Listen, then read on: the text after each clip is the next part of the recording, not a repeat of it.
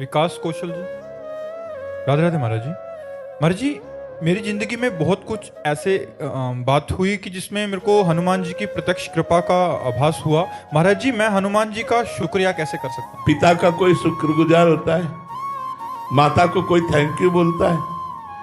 अपनी माँ को कोई थैंक यू बोलता है? गुरु को कोई थैंक यू बोलता है क्या? अरे ये संबंध ऐसे हैं कि उनको करना ही होगा। माँ का कार्य है पुत्र को दुलार करना, पिता का कार्य है पुत्र का पालन करना। ऐसे जितने भगवान के स्वरूप हैं, इनको हमें धन्यवाद देने की जरूरत नहीं। हम उनके बच्चे हैं, हम उनके अंश हैं। वो हमारी सहायता नहीं करेंगे तो कौन करेगा सहायता? बस हम उनके हैं, यही बात हमारी बैठ जाए। और कोई हमारा नहीं है, वही हमारे हैं, ये बात हमारे हृदय में बैठ जाए। इसी से हनुमान जी, राम जी, कृष्ण जी, जो भी नाम आप लोग सब प्रसन्न हो जाएंगे।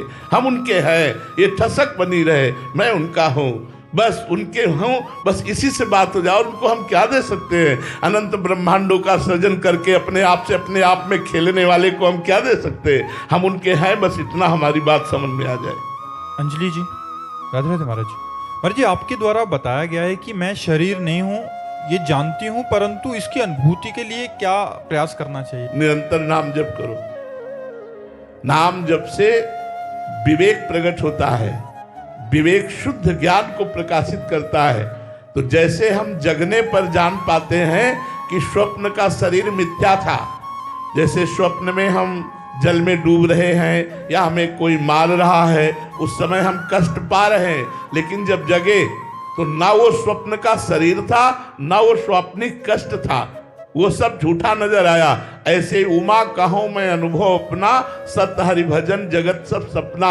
जिस समय हरि भजन में हम निरंतर लगेंगे तो हमें ये ज्ञान हो जाएगा। जैसे स्वप्न के शरीर का महत्व नहीं रहता, ऐसे जागृत के शरीर का महत्व नहीं रहता। ये भी असत्य है। जैसे एक बार महाराज ज्ञानी शिरोमणि जनक जी ने देखा कि वो स्वप्न में देखा कि वो बड़े गरीब हो गए और वो भिक्षावृत्ति की भूख लगी, तो थोड़ा दाल चावल मिला, तो उन्होंने इसे खिचड़ी बनाई। वो खिचड़ी अभी पक भी नहीं पाई थी कि दो सांड लड़ते हुए आए और पूरी खिचड़ी फैल गई। उन्होंने कहा अब क्या होगा? इतने में आंख खुली तो देखा राजमहल में। उन्होंने कहा यह सत्य कि वो सत्य?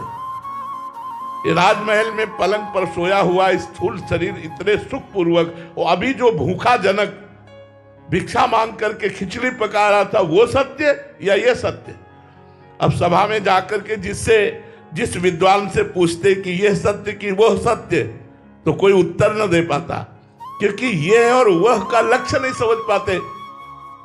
अष्टावक्र जी महाराज को जब पता चला कि हमारे पिता को नजर कैद कर लिया गया है उत्तर ना देने पर, तब वो पहुंचे। बालक ही थे पर बहुत बड़े ज्ञानी महात्मा थे।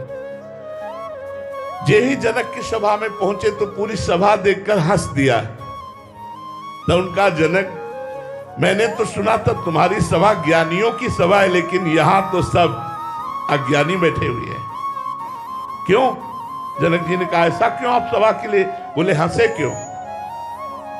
सबने कारण बताया कि आप 8 जगह से टेढ़े हैं, अष्टवक्र हैं, चलने में 8 जगह, इसलिए हंसी आ गई। तो बोले चमड़ी को देखना, मांस को देखना, हड्डी को देखना, ये ज्ञानियों का लक्षण नहीं है, या ज्ञानियों का ही लक्षण है। इसलिए तुम्हारी सभा में कोई भी ज्ञानी नहीं। किसी ने आत्मा को देखा, शरीर को देखकर हंसी उड़ा दी, इसलिए तुम में से कोई ज्ञानी नहीं। बोल जनक, तुम्हारा प्रश्न क्या है? उन्होंने कहा यह सत्य कि वह सत्य। उन्होंने कहा ना ये सत्य ना वो सत्य। जब स्वप्न में था तो स्थूल देह जो जनक है वो विस्मरण में था, जब जागृत में था तो जो स्वप्न में जनक था उसका विस्मरण था। इसलिए स्थूल सूक्ष्म कारण तीनों शरीर मिथ्या होने के कारण ये तुम्हारा यह और वह दोनों असत्य है। सत्य है यह और वो कुछ साक्षी जो जानने वाला है। तो इसलिए इस शरीर का स्वाप्निक भाव तभी हमारे समझ में आएगा जब हम नाम जप करके गुरुदेव की कृपा से ज्ञान को प्राप्त होंगे। अभी हमने सुना कर समझ लिया मैं शरीर नहीं हूं, लेकिन ऐसा अनुभव नहीं है। ऐसा अनुभव हो जाएगा तो आप देहातीत अवस्था को प्राप्त हो जाएंगे, आप अवधूत अवस्था को प्राप्त हो जाएंगे। इसलिए खूब नाम जप करो, शास्त्रों का स्वाध्याय करो, पवित्र भोजन करो, कुसंग का त्याग करो, तो हमारे अंदर ज्ञान का प्रादुर्भाव हो जाए।